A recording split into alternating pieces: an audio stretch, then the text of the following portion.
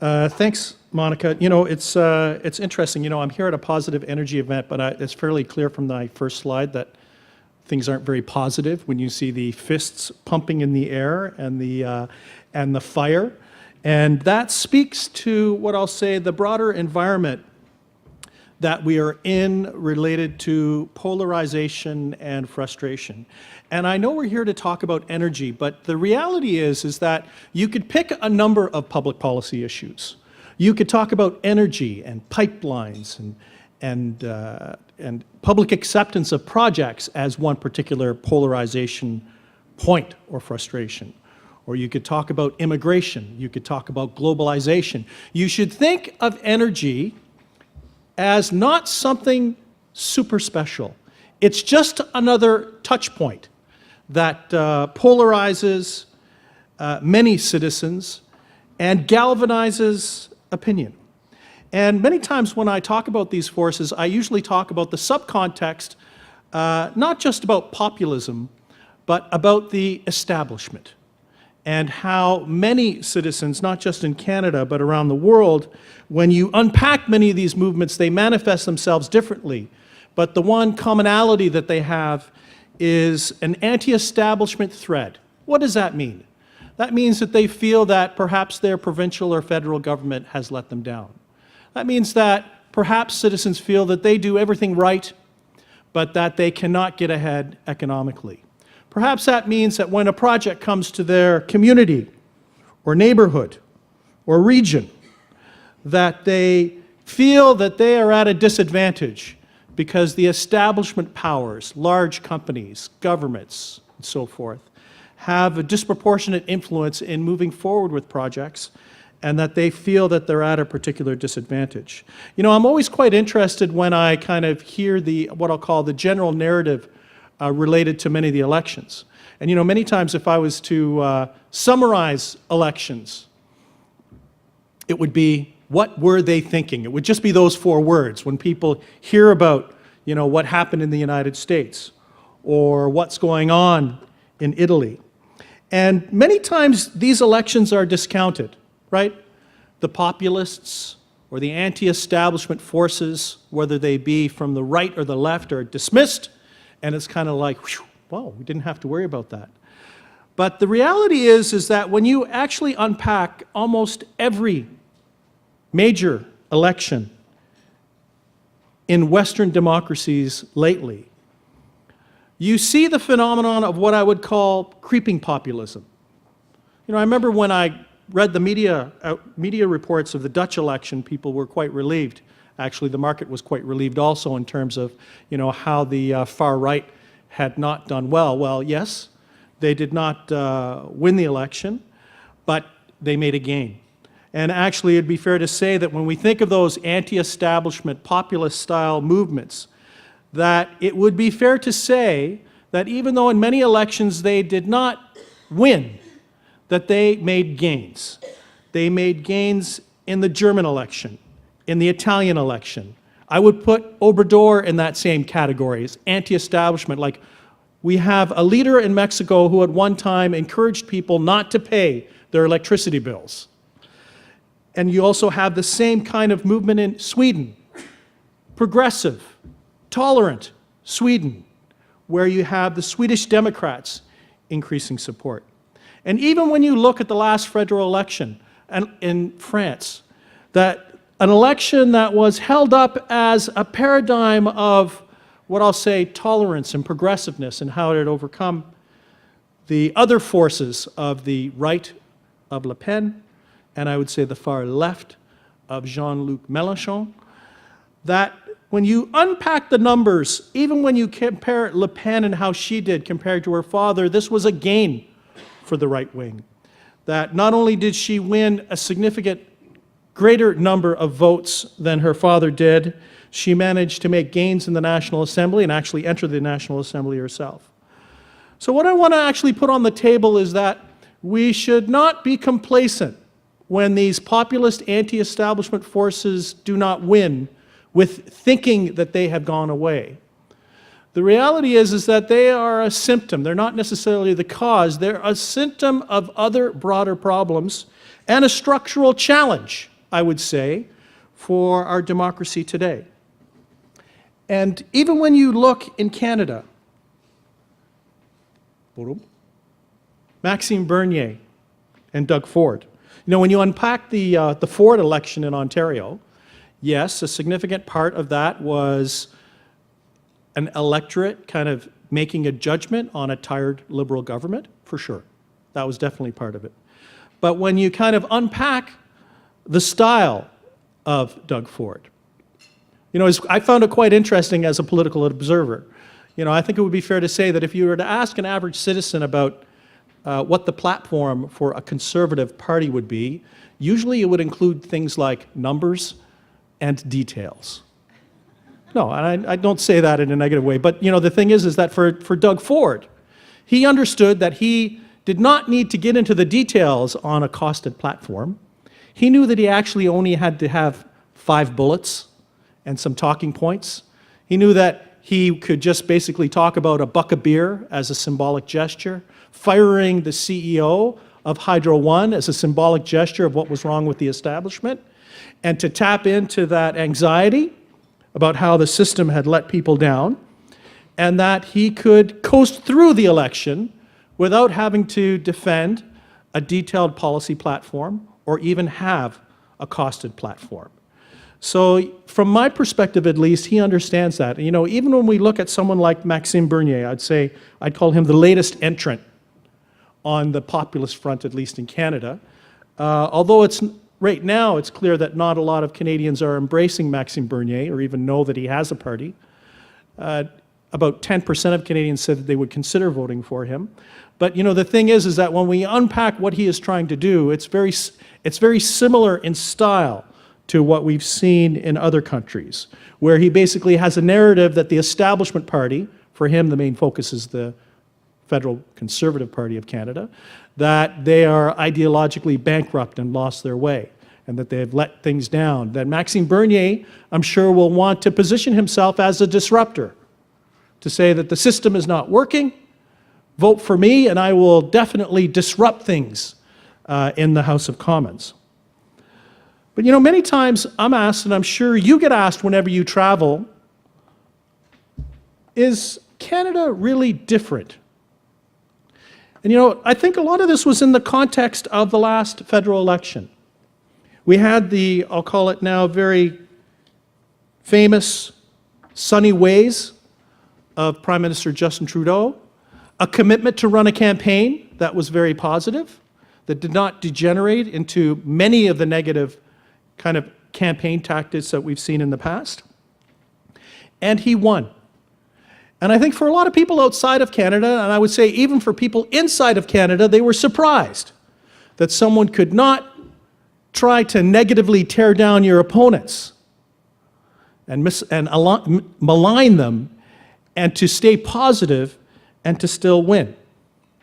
But one of the things I'd like you to remember is that, you know, it's interesting when we poll in terms of the subcontext of how Canadians are feeling right now. You have to think of what the government asserts in terms of its positive view and sunny ways, but let's unpack for a second how Canadians feel about the government in Ottawa. This is actually a variation of a question that's done by the Pew Institute for Democracy and the People. And it asks citizens, which of the following feelings describes your views of the federal government in Ottawa? Not of Justin Trudeau, not of the Liberal Party, but of the federal government. You can see full 1/2 or 1 out of every 2 Canadians use words like pessimism or anger. You can imagine 1 out of every 4 Canadians use the word anger to describe the emotion that they feel about Ottawa. That would be like walking downtown Main Street in an average town or city in Canada and thinking that 1 out of every 4 Canadians would say, yes, anger is how I feel. That's the emotion I feel when I think of the government in Ottawa. And you can see only about 1 out of every 3 have positive views, either saying that they're optimistic or satisfied or disinterested. You can see at 8%. It's kind of akin to the road rage, right? Like you're on the road and then all of a sudden someone snaps. You make an inadvertent turn of your automobile, You know, it's a completely innocent mistake, but then you realize just beneath that friendly veneer of all your other friends on the road that there's a level of anger and emotion that snaps at the smallest provocation. So you should think of that in terms of the emotional kind of frame right now. You know, Monica talked about frustration and polarization. Think of these types of emotions not below the surface, but basically at the surface. And what's interesting, I think at least, when we come at this particular phenomenon, and perhaps interesting is the wrong word, worrisome might be a better word, is what I'm calling the delineation for many voters on how they consume information. You know, it's interesting, I'm sure like many of you in the last election in the United States were probably watching, you know, what was happening with Donald Trump. And then we had those famous rallies that were kind of, I don't know what words I'd like to use to describe them, but they're quite interesting events. Why don't we say that? Donald Trump would, for example, talk about building a wall, or he'd talk about locking up Hillary Clinton, and the crowd would respond. There was a very interesting analysis in the Washington Post related to this, where the Washington Post basically unpacked what I'll say voters into two broad categories. Voters that literally listened to Donald Trump, and voters that symbolically listened to Donald Trump. And if you were a literal voter, when Donald Trump said that he would build a wall, you would ask questions like, how long will that wall be? How tall will that wall be? How much will that wall cost? Will this wall achieve our public policy objectives? And then you say, that sounds like a stupid idea. If you were a symbolic voter, or someone that consumed the information symbolically, you would hear, we're going to build a wall, and you wouldn't get into the details. You wouldn't be asking all those questions. You would be focusing on the symbolism of what Donald Trump was trying to say, that he will keep people out of the United States and try to protect jobs. So, you know, many times when I'm talking to kind of stakeholders, especially in the energy sector, which is rich with stakeholders who are engineers and evidence-based, I try to say stuff like, you know, you think that if you have one more proof point, you will just persuade people. If you have one more piece of evidence that has been documented, that the people in the community will rise up and embrace your project as something that's wonderful. When the reality is that for a significant proportion of these citizens, they don't really care what the evidence is. They are focused on the symbolic meaning of what a project means for them. So when you think of this polarization movement, you have to think of almost, in a Shakespearean sense, two solitudes, not able to talk to each other. This would be like the conversation, Jeff, we were talking about this a little earlier, it'd be like two voters disagreeing on something, one voter being evidenced and literal, and the other one being symbolic. How can you reconcile those two positions? You know, from my perspective, I'm going to say that it's very difficult to reconcile them. And actually, usually my recommendation is to say, you know what, if you have a project or you want to advance an initiative, yes, you must have the facts. Yes, you must have evidence. But where's your symbolic messaging? Where's the emotion that you're trying to connect with people in order to get them to support what you're doing? And if that's not worrisome enough, you should think about, I'll call it the mistruths out there. Oxford University has been doing some exceptional research, peer-reviewed research, on junk news and fake news and misinformation. And it was interesting, according to Oxford University, in the week before the Michigan vote in the US presidential race, in the state of Michigan, which was one of the 3 states that actually determined the outcome of the US presidential election, the ratio of real news to junk or fake news was 1-to-1. In Germany, it was 4-to-1. 4 news articles online from professional organizations to 1 fake or junk news. And the same thing in France. And we should take these numbers quite seriously because it takes very small swings in voters to have a disproportionate impact on the outcome. So think of it this way. You have the issue of symbolic versus literal messaging and the disconnect on that front.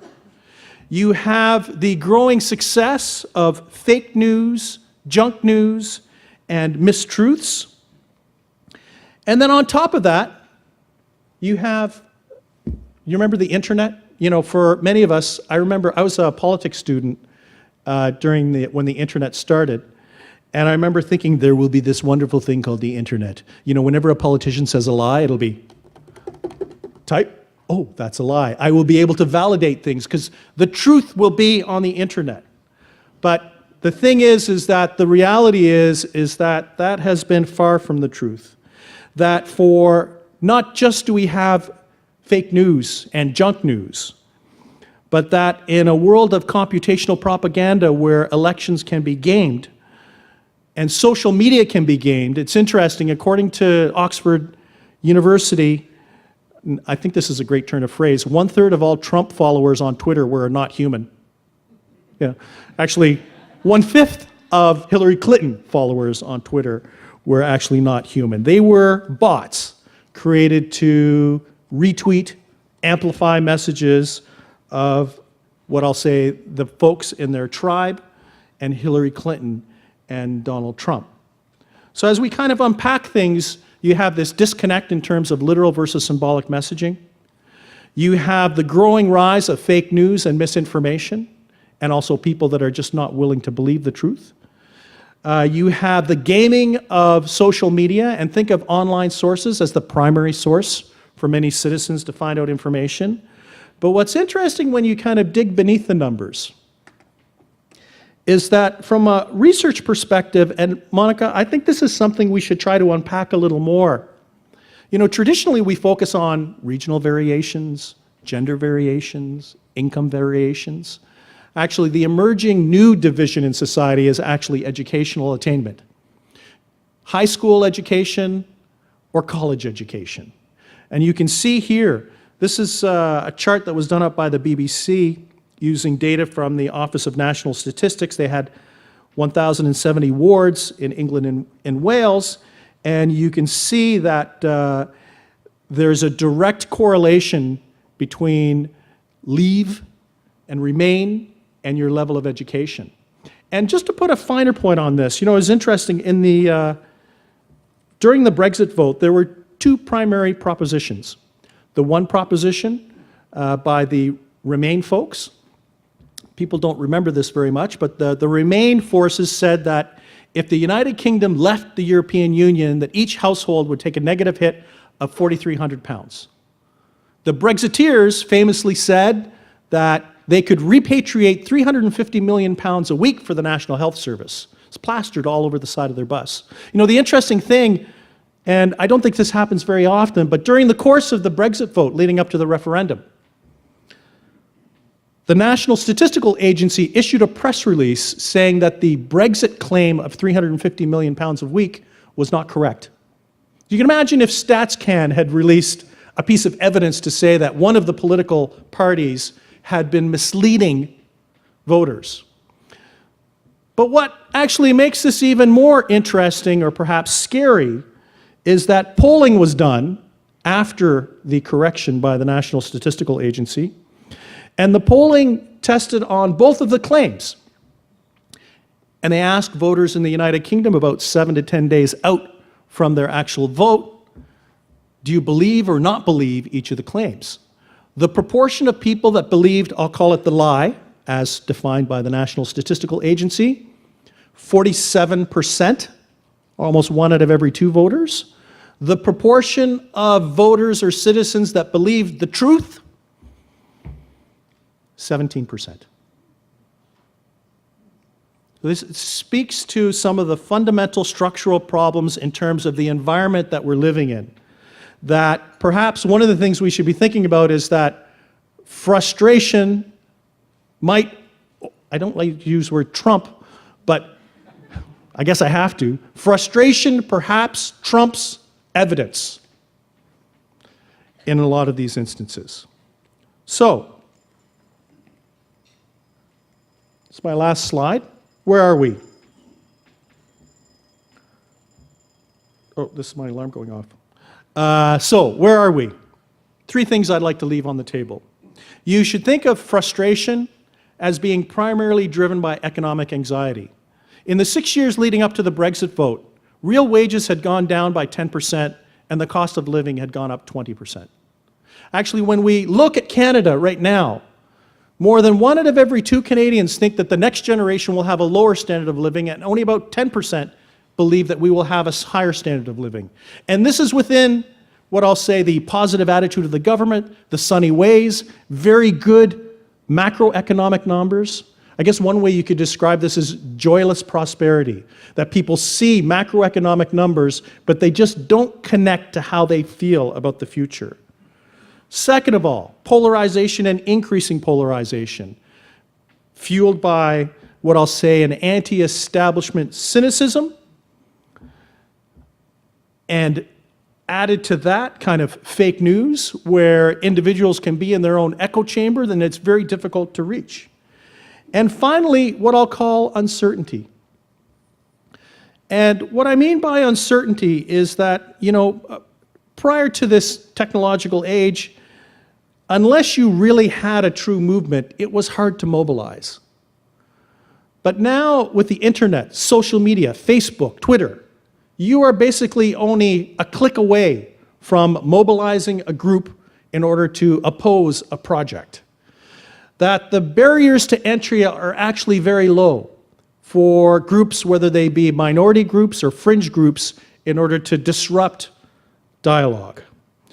So I know this isn't very uplifting, but what I want you to think about is actually the difficulties that we all find ourselves in navigating in this very complex environment. A complex environment that goes beyond what I'll say the traditional things that we think about that we have to do. Provide evidence, educate voters, and everything will work out. Right now, that's definitely not the case. And with that, I thank you for your attention.